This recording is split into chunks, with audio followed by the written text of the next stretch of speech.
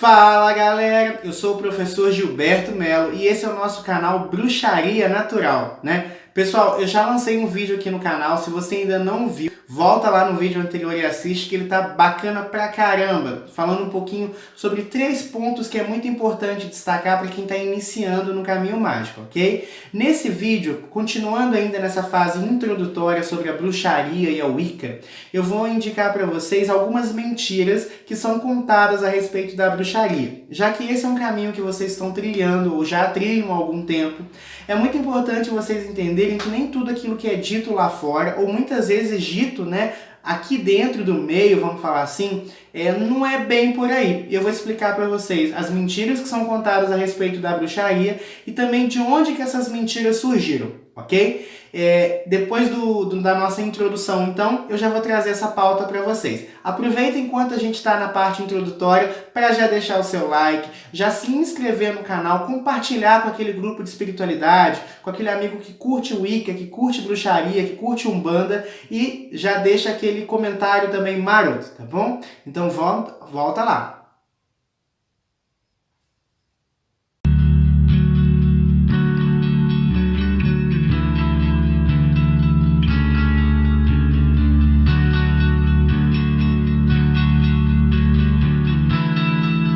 Pessoal, é claro que a mentira a respeito das coisas ela é muito comum, né? Sempre existiu. A mentira ela não nasce mentira, ela nasce percepção. Uma determinada pessoa tem uma percepção, tem uma ideologia, tem uma questão diferente e ela acaba atribuindo às coisas que ela desconhece aqueles valores. É assim que nasce para tudo, né? Hoje em dia nós temos aqui a fake news, que é um desdobramento disso. Mas a bruxaria ela é algo que sofreu muito com isso ao longo do tempo. Bruxos durante a Idade Média foram queimados pela desinformação e pela mentira generalizada. Então vocês percebam o quanto que às vezes a falta de esclarecimento sobre certos assuntos são muito pesados e o quanto que o impacto disso na vida das pessoas é imenso, né? Eu destaquei aqui alguns pontos que eu quero falar para vocês que estão começando o caminho mágico, estão iniciando ele agora, que vocês precisam saber, não só para poder explicar para as pessoas quando elas te questionarem, quanto também para você se sentir à vontade. Porque quando eu comecei a trilhar esse caminho, eu também tinha as minhas dúvidas, eu também tinha as minhas incertezas, né? Para quem não sabe, eu tenho uma criação cristã evangélica. Então imagina o quanto foi difícil para mim esse processo de transição. Porém, a bruxaria trouxe para a minha vida uma filosofia muito importante, assim. Ela mudou a minha vida. Hoje, nossa, assim, é zero a possibilidade de eu mudar de religião, né? Não é bem uma religião, mas eu acabo tratando como, tá, gente? Eu vou explicar isso daqui a pouquinho. Mas muito dificilmente, porque as experiências que eu vivi, os aprendizados que eu adquiri, tudo, né, o contexto como um todo, para mim foi fantástico. Então, com relação a isso, eu estou muito tranquilo hoje em dia. Então, a primeira coisa aqui, né, que eu trouxe para vocês como uma grande mentira associada à bruxaria é a seguinte: as bruxas louvam Satã. Gente, não tem mentira mais assim desconexa do que essa. É claro que existem alguns braços, né, da bruxaria que são satanistas, né, mas é uma minoria, é um grupo específico. Por quê? Dentro da Wicca, por exemplo, da bruxaria natural, Satã nem existe. Ele é uma figura alegórica. Não existe no sentido assim, gente. Essa questão de um anjo caído que se tornou inimigo de Deus, isso é uma metáfora. Tá? Para nós da bruxaria, então vocês têm que ter muita maturidade para lidar com esse assunto. Satã ele é uma metáfora para a vida, tá? Essa figura nem é citada na Bíblia, né? O que é citado na Bíblia são espíritos imundos, o que é citado na Bíblia seria, né, no livro de Apocalipse, várias referências bem complexas a respeito disso, que eu vou falar isso em outro vídeo, tá? Mas essa figura, Satã, ela é uma alegoria, criada inclusive pelos próprios cristãos. Por exemplo, imagina o diabo agora. Você imagina ele com chifre, patas, vermelho, de capa vermelha, queimando no fogo do inferno. Essa figura não existe na Bíblia. Não dessa forma. Essa metáfora ela veio através do cristianismo, de uma deturpação de uma divindade pagã chamada Pan, que era um deus greco-romano, adorado pelas feiticeiras daquela época, que é o deus cornífero. Por quê? A igreja, quando ela assumiu o poder ali depois de Constantino, ela começou a perseguir todo o culto pagão que existia antes dela. De perseguida, ela passou a perseguidora. Então, tudo que era pagão, tudo que era de outras espiritualidades europeias naquela época, foi demonizado.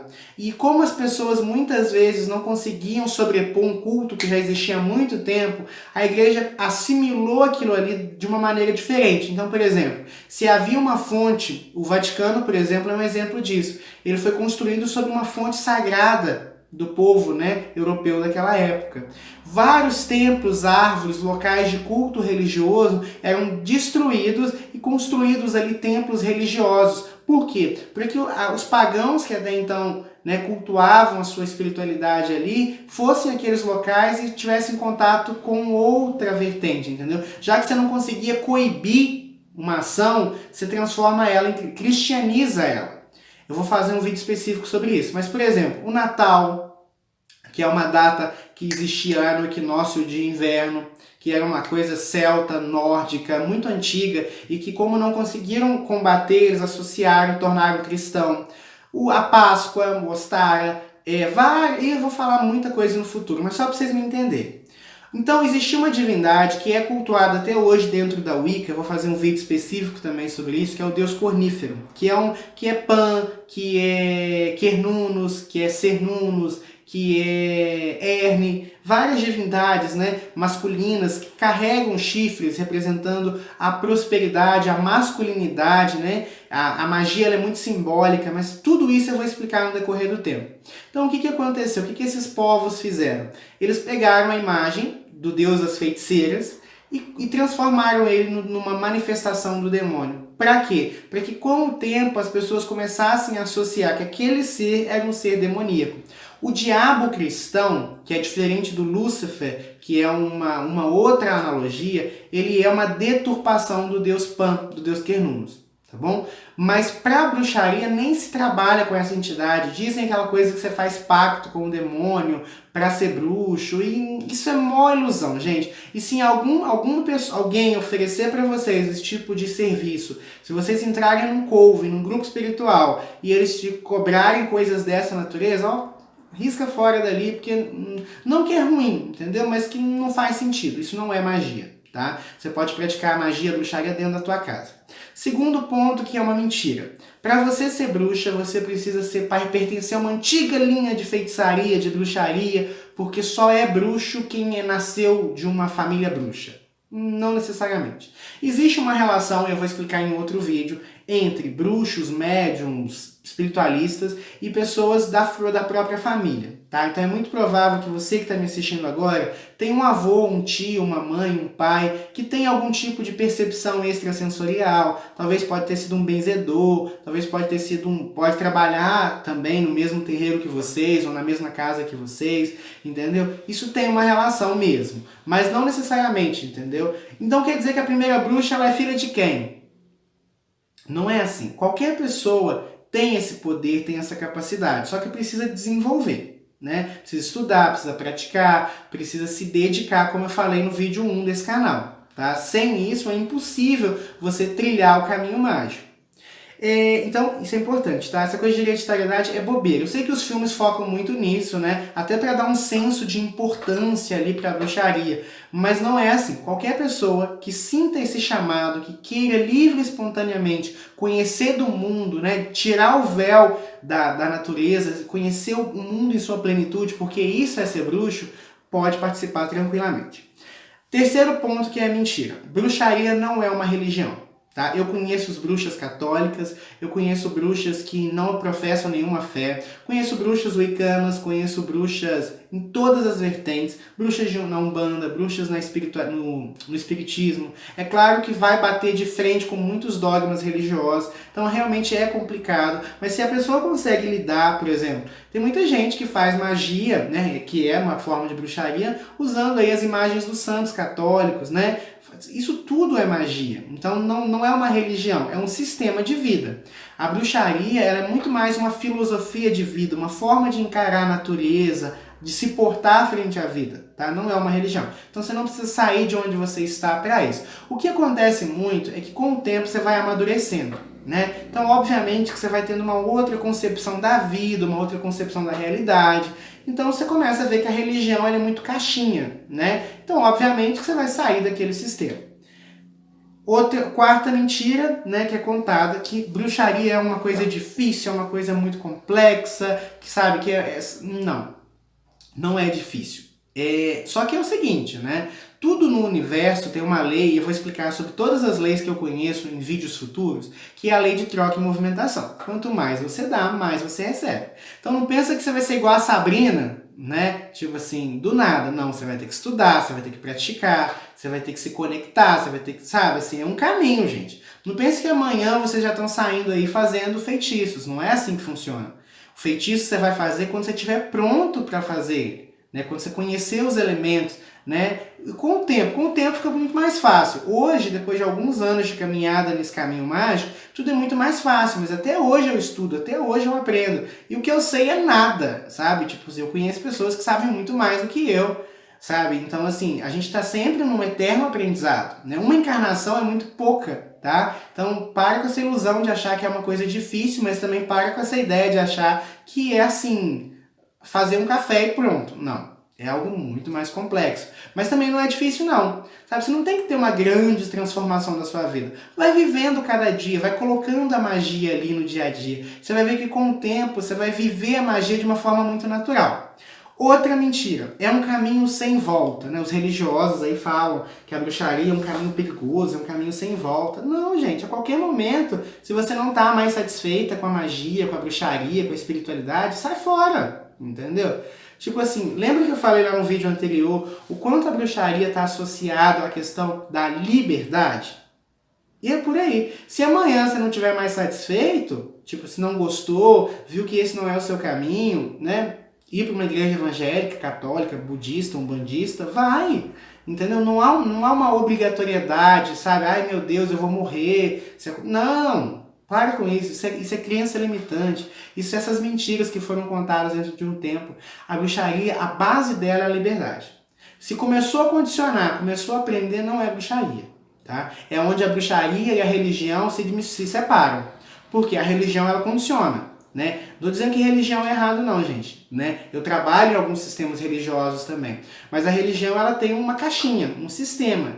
E isso pode, isso não pode, isso é errado. A bruxaria não tem.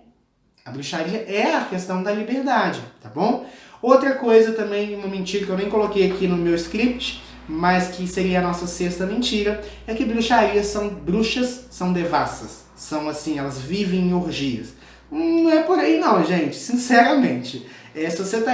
Tinha um amigo meu de faculdade que ele falava assim, que a gente entrou na faculdade junto, né, e tal. Ele tá assim, eu tô muito decepcionado com isso aqui, Gilberto. Eu tô assim, por quê, velho? Desculpa a expressão, tá, gente? É porque é o que eu falo mesmo no dia a dia, esse canal vai ser mais nessa questão de vlog. Olha, eu tava esperando a American Pie aqui, cheguei e é isso aqui. Aí, tipo assim, tem gente que entra pra bruxaria achando que é meio American Pie também, que tipo assim, vai ter orgias, vai ter... Não tem nada disso, gente. O que acontece realmente é o seguinte, a bruxaria, como eu falei com vocês, ela trabalha na base da liberdade. Então, mas o corpo é seu, você não tem obrigatoriedade de nada, não vou xingar, porque, mas tipo, de nada, sabe? Eu conheço bruxas, por exemplo, que são casadas há 20 e poucos anos e são felizes no relacionamento. Conheço bruxas, por exemplo, que são, assim, baladeiras, né? Tipo assim, que fica com um, fica com o outro. Eu conheço bruxas que são casadas e fazem homenagens, convidam outros parceiros para o relacionamento. Gilberto, e qual dessas está certa? Todas e nenhuma, entendeu? Esse conceito de certo e errado, isso é cristão. O que acontece muito é o seguinte, a pessoa tem responsabilidade. Né? Você tem que ter uma responsabilidade sobre o seu corpo, mas não necessariamente quer dizer que você vai assim, não funciona assim, entendeu? Até porque a maioria das devoções são individuais, não tem como você fazer uma orgia sozinha, né? Então assim, pode tirar essas coisas da cabeça que são totalmente irreal, entendeu? O que acontece é a questão da liberdade, entendeu? Que eu tô te falando. Então se a pessoa se sente confortável, se ela gosta, se ela não vê problema, se ninguém sai ferido nesse caminho, tranquilamente. Entendeu? O que acontece muito dentro da bruxaria, e isso é um ponto a destacar nesse sentido, é o seguinte: o nosso culto ele é muito centrado na dualidade, masculino e feminino, luz, trevas, calor e frio, sol e lua, dia e noite. Então muita coisa é ligada à questão da sexualidade, né? Mas não uma sexualidade do ato, sabe? Mas assim, da representação. Então, por exemplo, em alguns covens mais tradicionais, onde só tem adultos, maiores de 18 anos, todo mundo consciente, todo mundo assim sabe que tá ali, ninguém tá sendo coagido a nada. Então acontece às vezes de terem alguns rituais onde eles praticam sexo, mas é um sexo consensual, é um sexo assim seguro, é um sexo assim com maiores de idade, pessoas que estão decididas aquilo ali. Não, assim, isso é a minoria da minoria da minoria, tá? Assim, são muitos poucos os casos em que acontece isso, mas acontece, tá? Inclusive dentro da Wicca gardneriana, que eu vou explicar depois tipos de Wicca, isso acontece. Mas dentro desses liames. Mas todo mundo tá ali porque quer, entendeu? Ninguém, por causa dessa questão da liberdade. Mas olha, gente, a maioria de vocês que estão me assistindo, estão me vendo, nunca vai viver essa experiência. Tá? Assim, que é algo assim muito complexo, muito... E isso não fazem deles melhores bruxos que vocês, pode ter certeza disso. Tá bom? Então essa é uma mentira que não acontece, entendeu? Gente, a bruxaria é viver cada dia. Mas é viver. Eu falo, gente, que a bruxaria me ensinou a viver. Porque a gente muitas vezes só sobrevive. Aqui não, aqui você escolhe, você tem poder de escolha. Mas a escolha é real. Não é aquela escolha imposta, né? Não é aquela tipo assim, você pode escolher. Mas se você fizer isso, né, você vai pro inferno. Então eu não tenho escolha, porque eu não quero ir pro inferno, caralho. Aqui não. Dentro da bruxaria você é livre. Só que a liberdade, ela tem um preço. Tudo na vida tem um preço. Lembra lá do Rumpelstiltskin, de Once Upon a Time, aquela série? Inclusive, um dos temas do nosso canal vai ser a bruxaria, o que tem de verdade nas séries. O Rumpelstiltskin, lá de Once Upon a Time, ele sempre fala isso, né? Toda magia tem um preço, meu caro. Aquela coisa. Realmente tem. A liberdade, ela tem um preço, a responsabilidade.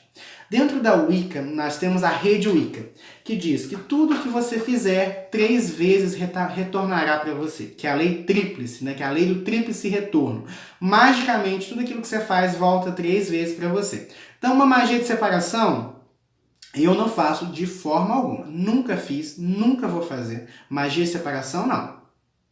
Posso fazer uma pequena assim, aproximação, né? Porque isso é legal. Mas amarração, separação, esse tipo de coisa eu não faço. Não julgo quem faz, porque como eu te falei, bruxaria é liberdade. Mas eu não faço por causa dessa questão do tríplice retorno, né?